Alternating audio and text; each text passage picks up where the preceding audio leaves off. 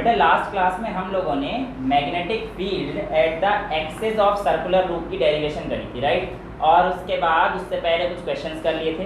अब पहले तो मैं आप लोगों को एक छोटा सा ग्राफ बता देता हूँ कि जो एक्सिस वाला है उसका जो ग्राफ कैसे बनता है, आइए देखते हैं। देखो मैग्नेटिक फील्ड का डिस्टेंस के साथ कैसे ग्राफ बनेगा, इस चीज़ को आपको जानना है। देखो बी वर्सेस आर का ग्राफ है और ये आपको पता रहना चाहिए हमारे पास किस किस के लिए कैसे कैसे बनता है। जैसे अभी हम लोग सोलेनॉइड पढ़ेंगे तो सोलेनॉइड के लिए अलग ग्राफ बनेगा, अभी हमने लूप पढ़ा है तो लूप के लिए अलग ग्राफ बनेगा।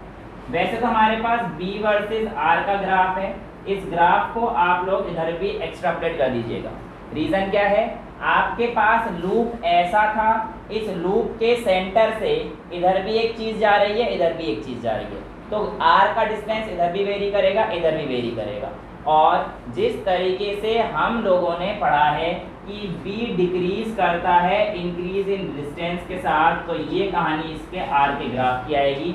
यानी कि मैक्सिमम वैल्यू कहाँ पे होगी मैग्नेटिक फील्ड की, at the centre of the loop. और जैसे जैसे डिस्टेंस बढ़ता जाएगा आप लोगों का मैग्नेटिक फील्ड क्या होता जा रहा है, कम होता जा रहा है। ठीक है, डिस्टेंस बढ़ने पर आपको क्या होता है, कम होता जा रहा है। अब एक चीज़ और है, आप लोगों के पास जब हम लोग अगला चैप्टर पढ़ेंगे तो मैं उसमें अभी बता देता हूँ, अगर करंट हमारे पास क्लॉकवाइज जा रहा है और एंटी क्लॉकवाइज जा रहा है तो हमारे पास कोई भी चीज़ कैसे बिहेव करती है, कोई भी मैग्नेट कैसे बिहेव करता है, आइए इस बात को समझते हैं।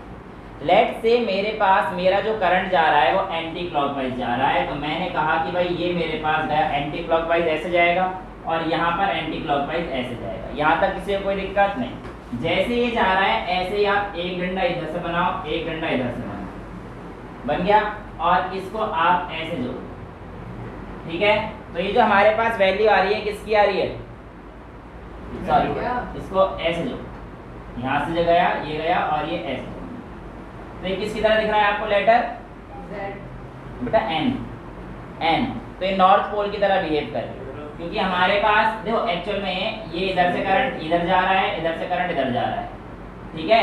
तो आपके पास यहाँ से यहाँ पर अगर हम लोग जोड़ेंगे तो जो हमारे पास नॉर्थ एंटी क्लॉकवाइज जब घूमता है तो हमारे पास वो किसकी तरह बिहेव करता है, नॉर्थ पोल की तरह बिहेव करता है। अगर यही चीज़ उल्टी कर दोगे जो मैंने अभी करी थी, कौन सी, ये क्लॉकवाइज घूम रहा है तो यहाँ पर एक लगा दो और यहाँ पर भी एक लगा दो। अब ये देखो यहाँ पर हमारे पास कैसे घुमाना है इसको, ये नॉर्थ बन रहा है, साउथ बन रहा है, ठीक है। तो ये हमारे पास कैसे घूमता है, साउथ पोल पर, सॉरी कैसा होता है, साउथ पोल का, जब हमारे पास क्लॉकवाइज आता है। क्लियर है। तो ये दो तीन चीजें बेसिक से पूछी जाती हैं कि भाई अगर क्लॉकवाइज तो साउथ पोल और अगर एंटी क्लॉकवाइज तो नॉर्थ पोल, ठीक है। ये कहानी है। और उसके बाद अब हम लोग आज आगे बढ़ते हैं एम्पियर सर्किटल लॉ, इस टॉपिक पर बेटा ampere circuital law. Ampere circuital law क्या कहता है, कैसे कहता है, आइए इस बात को जानने की और समझने की कोशिश करते हैं। पहले तो एम्पियर सर्किटल लॉ बेसिकली एक तरीके से बिल्कुल सिमेट्रिकल है गॉस लॉ की तरह। जिस तरीके से इलेक्ट्रिक फील्ड हमें निकालने के लिए हम लोग चैप्टर 1 में एक इमेजिनरी गॉसियन सरफेस का इस्तेमाल करते थे और जो कि हम लोग उसको कंसीडर करके बाउंड्री बना देते थे और उसके अंदर इलेक्ट्रिक फील्ड निकाला करते थे, यहाँ पर भी हम लोग आज आपके लिए एक एम्पियरन लूप बनाएंगे। तो जैसे ही वहाँ पे गॉसियन सरफेस होती है, यहाँ पे कौन सी सरफेस होती है, एम्पियरन लूप होती है। दूसरा, अगर आप लोगों को याद हो तो एक स्ट्रेट वायर की वजह से जो हमारे पास इलेक्ट्रिक फील्ड निकली lambda upon 2 pi epsilon naught r, ये वैल्यू की डेरिवेशन काफ़ी बड़ी आई थी, लेकिन जब हमने गॉस लगाया तो 4 लाइन में आ गई।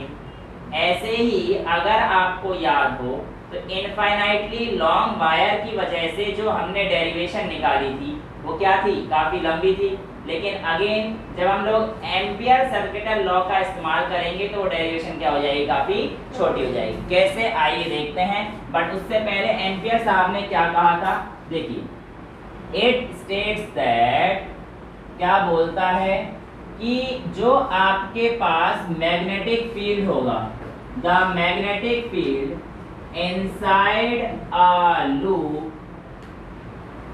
is mu naught times the current enclosed by a loop. ये तो इसकी स्टेटमेंट है, पर यहाँ पर मैग्नेटिक फील्ड की जगह पर आप लोग जो इस्तेमाल करेंगे basically B dot d l करेंगे। अब ये क्यों करते हैं आइए देखते हैं। तो बी का अपने आप में तो कोई पॉइंट था नहीं, बायोट साइड से हमने देखा ये करंट एलिमेंट लेते हैं डीएल, तो उसने बोला कि जो बी डॉट डीएल है किसी भी लूप के अंदर वो किसके इक्वल होगा, mu naught times the current enclosed by it. अब आइए पहले आप लोगों को मैं एक बार रिकैप कराता हूँ इनफाइनाइट वायर की डेरिवेशन क्या थी।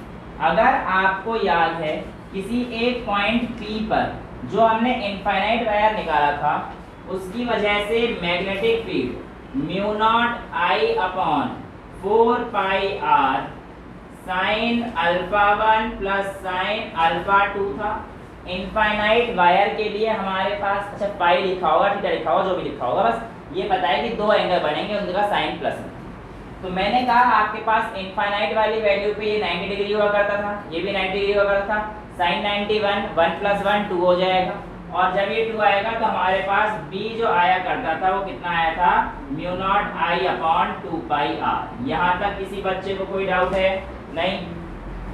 अब बेटा इसकी बात अगर मैं करूंगा, इसकी मैग्नेटिक फील्ड आपको निकालना है एम्पियर लूप का इस्तेमाल करते हुए इसी इनफाइनाइट वायर का। तो इनफाइनाइट वायर के लिए आपको कुछ स्टेप्स फॉलो करने पड़ते हैं। स्टेप्स ये कहते हैं कि पहले तो आप एक एम्पियर लूप बनाइए, draw an imaginary ampere loop. क्या बनाइए? एम्पियर लूप बनाइए इस तरीके से कि आपका वो जो वायर है वो आप लोगों का करंट उसके अंदर से जाए, यानी कि लूप के अंदर आपका करंट कैरिंग वायर होना चाहिए। तो अब देखो मैं 3D समझने की कोशिश करना, कुछ इस तरीके से लूप बनाना, गॉस लॉ जैसा। बिल्कुल है बेटा, गॉस लॉ जैसा ही मिलेगा आपको फील्ड, मैंने पहले ही बोला है गॉस लॉ जैसा ही मिलेगा। देखो कहानी ये है कि आपके पास करंट कैरिंग वायर तो ये है, और कड़ा आज मेरे को मिल नहीं रहा, इसके ऊपर कड़ा डाल दो। हाँ दे दे बेटा, शाबाश, थैंक यू सो मच।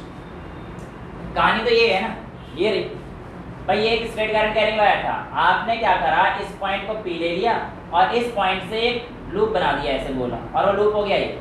अब ये जो लूप है ये कैसा लूप है, एम्पियर लूप है, और इसकी वजह से अब देखो करंट आपके पास ऐसे है, करंट आपके पास ऐसे है, let's say anti clockwise current आप लोग घुमा रहे हो, तो आपके पास सॉरी करंट ये तो मैग्नेटिक फील्ड हो कैसे जाएगा, इस पे ये जाएगा ना, यहाँ पे इस पॉइंट पे ये, यानी कि इस डायरेक्शन में जा रहा है। सिमिलरली किसी भी आप देखोगे तो हर जगह पर टेंजेंट बना रहा है, तो B डॉट DL अगर मैं इसका सिर्फ ये वाला व्यू ले रहा हूँ, ठीक है, तो कुछ इस तरीके से जा रहा है बेटा, समझ पा रहे हो ना मैं कौन सा व्यू ले रहा था, ये वाला, ऐसे देख रहा हूँ मैं इसको, यहाँ भी तेरे अंदर क्या हो रहा है, तो इससे समझ में आया कि भाई मेरे अंदर करंट यहाँ से यहाँ जा रहा है, तो इसका मतलब इस पॉइंट पे करंट एंटी क्लॉकवाइज जा रहा हूँ, तो ऐसे जा रहा है, इस पॉइंट पे ये जाएगा, इस पॉइंट पे ये जाएगा, इस पॉइंट पे ये जाएगा।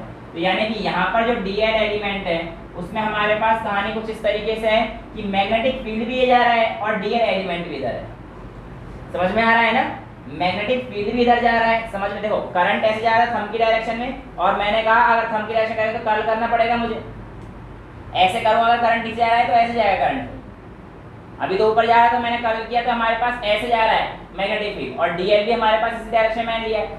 तो कुल मिला के कहानी की बात, कहने की बात ये है कि ये B डॉट DL की वैल्यू है ना, और आपके पास इस लूप ने यहाँ पर हमने बनाया था एक पॉइंट P, और इसकी वजह से मैंने एक पूरा लूप बना दिया, तो हर एक पॉइंट पे B dot DL B dot DL B dot DL B dot DL B dot DL करूँगा तो मेरे पास पूरे लूप का वैल्यू में निकाल सकता हूँ, कोई दिक्कत नहीं है। इसका मतलब कहीं ना कहीं क्या चाहिए मुझे, इंटीग्रेशन चाहिए। वेल एम्पियर के सर्किटल लॉ के हिसाब से हमारे पास जो B डॉट DL का क्लोज इंटीग्रेशन, भाई अब आपको पता है कि मैंने सरफेस क्लोज कर दिया, तो हमने गॉस लॉ में भी क्लोज इंटीग्रेशन का इस्तेमाल किया था, यहाँ पर भी आप लोग क्लोज इंटीग्रेशन का इस्तेमाल करेंगे, ठीक है ना, यानी कि सरफेस या बाउंड्री आपकी क्या है, क्लोज है। अभी ये किसके इक्वल होता है, mu naught times the current enclosed by it. यहाँ पर हमारे पास इस वायर में करंट ये जा रहा था बेटा, mu naught times the current enclosed by it. इसकी वैल्यू यहाँ तक आप लोगों में से किसी को दिक्कत है?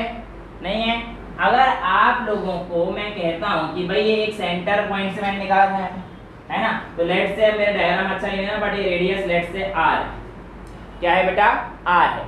अगर ये रेडियस r होगी तो क्या डीएल डीएल डीएल डीएल इकट्ठे करते हुए मैं 2 पाई आर तक पहुंच जाऊंगा, क्योंकि डीएल का इंटीग्रेशन होता है एल। तो आप कहोगे बी डॉट डीएल कॉस, देखो डॉट प्रोडक्ट है कॉस थीटा। अब बी और डीएल के बीच में एंगल देखो भाई, बी भी इसी तरफ आ रहा है, डीएल का एलिमेंट भी इस तरफ आ रहा है, तो 0 डिग्री का एंगल आपको दिख रहा है बी और डीएल के बीच में, समझ में आ रहा है ना। तो cos 0 कितना होता है 1 होता है, तो b डॉट dl ही बनेगा, और dl का इंटीग्रेशन मैं क्या लिख देता हूं बेटा, simple l, bl cos theta को मैंने bl लिख दिया, चलेगा, कोई डाउट तो नहीं है यहाँ तक। ये किसके इक्वल हो जाएगा बेटा हमारे पास, mu naught times the current enclosed by it. अब अगर मैं l को वैल्यू को इंटीग्रेट करूंगा, वैसे तो यहाँ से 0 से लेकर कहाँ तक पहुंचूंगा मैं, 2 पाई r तक, तो l की जगह पर क्या लिख सकता हूँ, b dot 2 pi r is equals to mu naught I, लिखा जा सकता है। तो आपके पास इसकी वजह से कितना आ गया, mu naught I upon 2 pi r। तो देखो बेटा ये जो डेरिवेशन थी इतनी लंबी हमने करी थी, अगर आपको याद हो कुछ इस तरीके से थी, याद है ना, एक पॉइंट मारा था यहाँ पे फाई 1, यहाँ पे फाई 2, या अल्फा 1 अल्फा 2, और काफी लंबी डेरिवेशन निकाली थी। फिर हमने यहाँ से एक एंगल लिया था थीटा, फिर ये वाली डिस्टेंस निकाली थी l, फिर इसका डिफरेंशिएशन लिया था dl, फिर cos थीटा निकाला था बेस अपॉन i को, फिर उसकी वैल्यू पुट करी थी, और उसके बाद फिर इंटीग्रेशन किया था, cos थीटा का माइनस sin थीटा बनाया था, सॉरी cos थीटा का sin थीटा बनाया था, है ना। तो बहुत लंबी डेरिवेशन है। और यहाँ पर देखना क्या हुआ, एम्पियरन साहब आए, लूप बना गए और काम खत्म, कहते हैं लो भैया जी ऐश करो, ठीक है। तो कहने का मतलब ये है कि अगर आप लोग इस तरीके से करेंगे तो हमारे पास वैल्यू काफ़ी आसानी से आ जाएगा। तो आपके पास आ सकता है कि भैया बताइए आपके पास क्या होता है एम्पियर सर्किटल लॉ और किस तरीके से वो वेरी करता है। क्लियर है, यहाँ तक क्लियर है। पूछ सकता है कि भैया एक इनफाइनाइट वायर के लिए आप लोग बताइए उसमें कितना होगा, क्या होगा। तो ये वाली वैल्यू आपके पास एम्पियर सर्किटल लॉ की मेरे हिसाब से ख़त्म हो जाती है।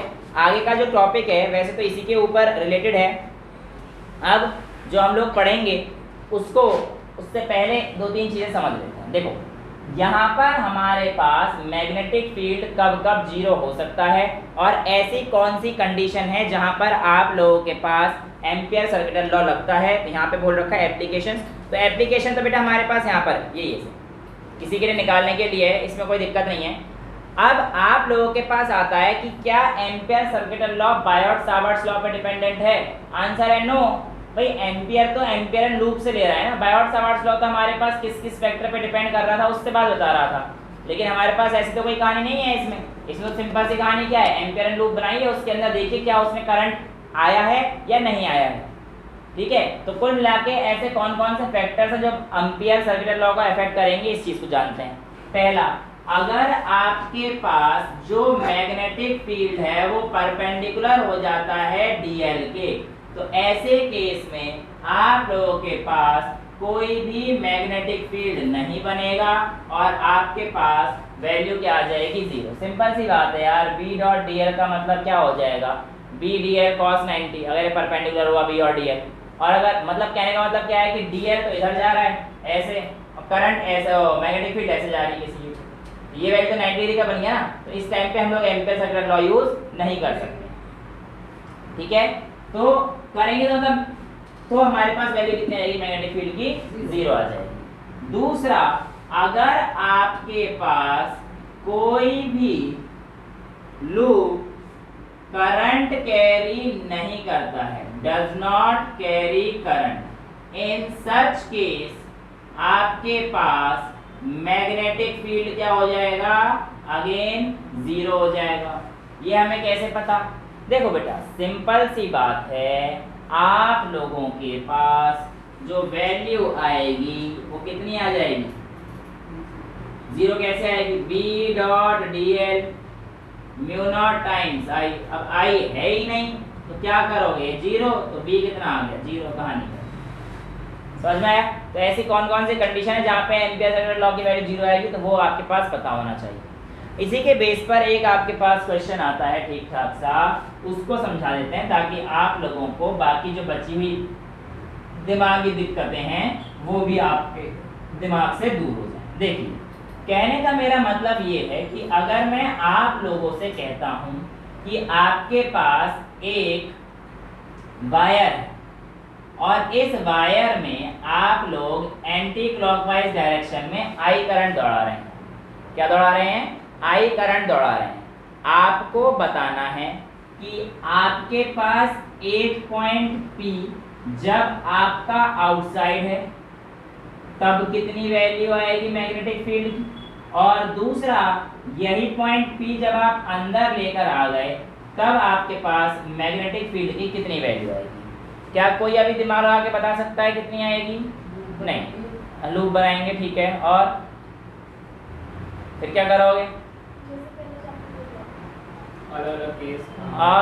ठीक है, एक्चुअल में कहानी तो वही है कि B डॉट dl हमारे पास म्यू नॉट टाइम्स आई आएगा, राइट। अब बेटा पहला केस की अगर हम लोग बात कर लेते हैं, पहले केस की अगर हम लोग बात कर लेते हैं तो देखो पहले केस में हमारे पास एम्पियरल लूप ये बनेगा, तो जो हमारे पास एम्पियरल लूप बना उसके अंदर आप B डॉट dl आराम से निकाल सकते हो, भाई आपको प्रोवाइड रहेगा कि भी ये है आपका dl, ये करंट एलिमेंट वो है, वो आपको बता देगा, ठीक है। मैं जो कॉन्सेप्ट समझाना चाह रहा हूँ वो आप ध्यान से समझिएगा। मैं आप लोगों को बताना चाह रहा हूँ कि अगर मैं आउटसाइड वाले वायर की बात करता हूँ, किसकी बात करता हूँ? आउटसाइड वाले वायर की बात करता हूँ, तो आउटसाइड वाले वायर के केस में जब मैंने एम्पियरल लूप बनाया तो ये वाला लूप एनक्लोज हो रहा है जिसके अंदर करंट है, यानी कि इस पॉइंट P पर B dot dl is equals to mu naught I लगाकर हम लोग अपना आराम से काम कर सकते हैं। लेकिन जब इसने, अब इसको रेडियस ऑफ सेंटर से R1 ले लेना बड़े वाले को, इसको R2 ले लेना और इसको R ले लेना, वो तुम्हारी मर्जी है, उसको कोई फर्क नहीं पड़ता। अब मैं कह रहा हूँ कि पॉइंट P पर आप लोगों को मैग्नेटिक फील्ड निकालना है, तो पॉइंट P पर कैसे निकालेंगे? अगेन वही, जहां से भी बोला है वहां से आप एम्पियरल लूप बना दो। पर यार इस एम्पियरल लूप की वजह से हमारे पास इस लूप के अंदर कोई करंट नहीं है, एक्चुअल में करंट तो हमारे पास बाहर था, और अभी जो हमने एम्पियरल लूप बनाया है R2 रेडियस वाला, उस पे हमारे पास कोई भी करंट नहीं है। तो ऐसे केस में हमारे पास B dot dl is equals to mu naught I, ये वैल्यू क्या हो जाएगी हमारे पास? 0। क्यों? क्योंकि अंदर वाली किसी भी सरफेस पर आपका आई कितना दे रखा है बेटा? 0 दे रखा है। इसीलिए आपके पास ये पूछा जाता है कि क्या आप लोगों के पास एम्पियर सर्किटल लॉ में कभी वैल्यू 0 होती है? तो आपका आंसर क्या आएगा? Yes it happens. और कब होती है ये आप लोगों को पता रहना चाहिए। यहाँ तक किसी बच्चे को कोई डाउट है? एम्पियर सर्किटल लॉ में किसी बच्चे को कोई दिक्कत नहीं है? अब आप लोगों से पूछा जाता है कि अगर आप, ध्यान सुनना बेटा, एक तो अब तक हमने करा if loop has n number of turns, right, if loop has n number of turns, ये तो हम लोग कर चुके हैं अब तक, राइट। अगर लूप के पास n नंबर ऑफ टर्न्स हैं तब हम लोग क्या करते हैं, जो भी हमारे पास वैल्यू आती थी v डॉट dl, तो यहाँ पे अगर इसमें लूप में n नंबर ऑफ टर्न्स हैं तो हम लोग क्या कर देंगे? B dot dl is equals to mu naught ni बन जाएगा हमारे पास फॉर्मूला। भाई if loop has n number of turns, तो जो हमारे पास B डॉट dl है is equals to mu naught ni आ जाएगा। यहाँ तक कोई दिक्कत है? नहीं है। अब अगर आपसे बोलता है कि आपके पास छोटा n दे दिया सपोज, या छोटा n एक वैल्यू होती है, इसकी वैल्यू होती है number of turns per unit length, यानी कि छोटे n की वैल्यू हमारे पास n/l हो जाती है। इसीलिए अगर आप लोगों के पास number of turns per unit length में पूछता है तो ये फॉर्मूला n का आप इसमें चेंज कर देंगे, देखो n is equals to n into l हो जाएगा। मेरी बात समझो, अभी मैं सर्कुलर लूप की बात करूंगा और उसमें नंबर ऑफ टर्न्स पर लूप दिए होंगे, तो हम लोग एम्पियर सर्किटल लॉ का इस्तेमाल करके हम लोग कैसे करेंगे ये चीज़ हम लोग अभी देखने वाले हैं, ठीक है। तो पहले आप लोग ये बताओ यहाँ तक चीज़ समझ में आई?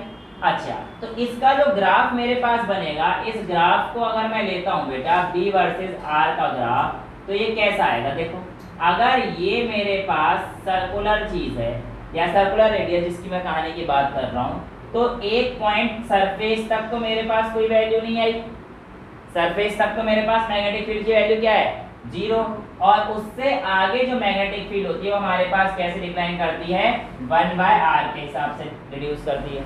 हालांकि सर्कुलर रूप है, सर्कुलर रूप का ही मैं निकलवा रहा हूँ, उसका भी आर के हिसाब से वेरी करेगी और वो डिक्रीज ही करेगी। कैसे निकालेंगे अभी 2 मिनट का वेट करो, आगे पता पड़ रहा है, टेंशन ना लीजिए इस बात की। तो मैं कह रहा हूँ 1/r पे वेरी करेगी तो अंदर तो आपके पास कोई चीज़ बनेगी नहीं, तो इसका ग्राफ सिंपल कैसा आएगा, ये वाला कि 1/r के साथ, यानी कि यहाँ पर जो आपके पास है ग्राफ वो 1/r के साथ वेरी होता हुआ आ रहा है।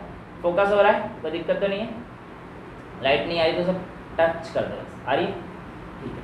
तो अगर हम लोग यहाँ पर B वर्सेस R का ग्राफ देखते हैं तो हमारे को ये समझ में आता है कि अंदर तो हमारे पास मैग्नेटिक फील्ड थी नहीं ना, क्योंकि जो हमने एम्पेयर लूप बनाया वो कहाँ का बनाया था, ऐसी जगह का जहाँ पे कोई करंट इनक्लोज नहीं था, और जब करंट इनक्लोज नहीं होता तो मैंने आपको कंडीशन बता दी थी, ऐसे केस में हमारे पास वैल्यू B की क्या आ जाती है, 0 आ जाती है, तो हमारे पास यहाँ पर कोई वैल्यू नहीं है। अब मैं आप लोगों को इसका इस्तेमाल कराकर when loop has n number of turns उसकी बात करते हैं। देखिए सेम ग्राफ किसी और का भी था, काफ़ी सारी चीज़ें हैं बेटा, अगर आप लोग ध्यान देते हो तो इलेक्ट्रिक फील्ड का भी था, वही होगा, है ना, तो उसी का ग्राफ भी आपका सेम आया था। चलिए, तो पर इलेक्ट्रिक पोटेंशियल का नहीं था, पोटेंशियल कांस्टेंट रहता है अंदर, पोटेंशियल ग्राफ नहीं था, इलेक्ट्रिक फील्ड का ग्राफ था। चलिए अब हम लोग बात कर लेते हैं फॉर अ सर्कुलर लूप, यानी कि ये तो हमने निकाल लिया एक वायर की वजह से, एक सर्कुलर लूप पे जिसमें आपके पास n दे रखा है, इसमें n number of turns per unit length दे रखा है, यानी कि n/l की वैल्यू आपको दे रखी है, उसमें हमारे पास कैसे निकलेगा और क्या वैल्यू आएगी, आइए इस चीज़ को देखते हैं। इसको हटा दूं, हटा दूं। चलिए अब मैंने आप लोगों से बोला कि बेटा मेरे पास एक सर्कुलर लूप है, क्या है, सर्कुलर लूप है, जिसमें हमारे पास आपको दे रखा है, इसमें छोटा n बराबर है n/l, भाई n is equal to number of turns per unit length आपको दे रखी है, ठीक है। ऐसे केस में आप लोगों के पास सेम कहानी तो वही बनेगी, क्या कि भैया इसमें एक करंट दौड़ रहा होगा, आपका यहाँ पे करंट दे रखा होगा, लेट्स से कि ये करंट आपका आउटवर्ड आ रहा है, डॉट का मतलब आउटवर्ड। ये चीज़ भी अपने दिमाग से दूर हटा लेना कि डॉट और क्रॉस सिर्फ और सिर्फ मैग्नेटिक फील्ड के लिए होता है, ऐसा भी कंपलसरी नहीं है। करंट की डायरेक्शन को अगर आप डॉट से रिप्रेजेंट कर रहे हैं तो आप समझ जाना कि हाँ, अगर किसी भी बुक में लिखा है कि आई के आगे डॉट लगा रखा है तो बेटा आप समझ जाना कि वो हमें समझाना चाह रहा है कि जो हमारा करंट है वो किस तरफ आ रहा है, बाहर की तरफ आ रहा है। और अगर आई के आगे अंदर स्मॉल डॉट लगा, क्रॉस लगा रखा है तो आप समझ जाना वो किस तरफ आ रहा है, अंदर की तरफ आ रहा है। अब कहानी क्या है, आपके पास यहाँ पर करंट तो आपकी तरफ आ रहा है और आपने जो ये घुमाया है इस तरफ घूमेगा, भैया तो बाहर की तरफ आ गया ना, ये करंट है बाहर की तरफ, तो मैग्नेटिक फील्ड देखो इस तरह जाएगी, ऐसे क्लॉकवाइज ही घूमेगी, एंटी क्लॉकवाइज घूमेगी, सॉरी। तो ये कहानी नहीं कि B.dl हर बार वही रहेगा, बस इस बार कहानी क्या है, इसकी कहानी मैं आपको समझाना चाह रहा हूँ। तो एक सर्कुलर लूप की वजह से हमारे पास कैसा मैग्नेटिक फील्ड आएगा ये हम लोग देखते हैं। वैल्यू याद है किसी को, सर्कुलर लूप की वजह से हमने जो निकाला था बायट-सावर्ट्स लॉ की मदद से, B इज इक्वल टू कितना आया था, μ0I/2r, ठीक है, ये चीज़ थी। आइए देखते हैं इसको हम लोग यहाँ पर कैसे निकालेंगे, वैसे तो कोई बड़ी चीज़ है नहीं, आइए चेक कर लेते हैं। देखो अब हमें पता है B.dl बराबर होता है μ0 टाइम्स I, स्टेटमेंट दे रहे हैं inside loop is μ0 times the I। देखो बेटा मैं dl क्यों ले रहा हूँ, क्योंकि उस डायरेक्शन में bl, इस डायरेक्शन में करंट एलिमेंट जा रहा है, समझा दिया है मैंने ये चीज़ आप लोगों को, ठीक है। तो B.dl का क्लोज इंटीग्रेशन आपका μ0 टाइम्स I हो जाएगा। अगर हमारे पास इसको खोल दिया जाए तो B.l is equals to μ0 into ni, क्योंकि इस बार हमारे पास जो लूप है इसमें कितने नंबर ऑफ टर्न्स दे रखे हैं, n नंबर ऑफ टर्न्स दे रखे हैं, पर इस n नंबर ऑफ टर्न्स में number of turns per unit length की बात आ रही है। किसकी बात आ रही है, n की जगह पर क्या लिख सकता हूँ, number of turns per unit length.